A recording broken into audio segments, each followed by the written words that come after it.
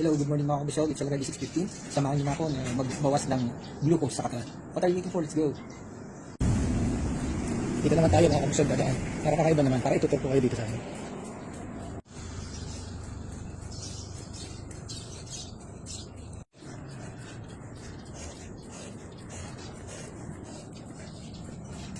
Okay.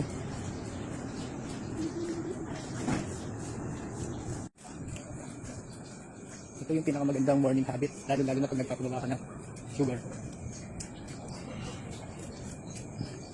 Dapat magpapawis ka ng gusto para mas malakas ka, bumaba yung sugar mo, lalo-lalo na maging healthy ka.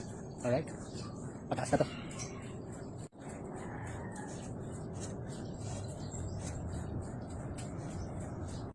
Hello mga kabisog, hanggang dito na lang. Maraming salamat sa pagsama sa akin. Ituloy-tuloy lang natin yung pag-walking natin every morning. Pero para sa akin mas maganda kasi kung 7 AM para mas mainit, mas pagpapawisan ka. Pero huwag kayo magalala kasi nag-start ako 6:30, minsan 7 hanggang 8 na yun or 8:30. Okay, hanggang dito na lang. Maraming salamat. Magandang umaga.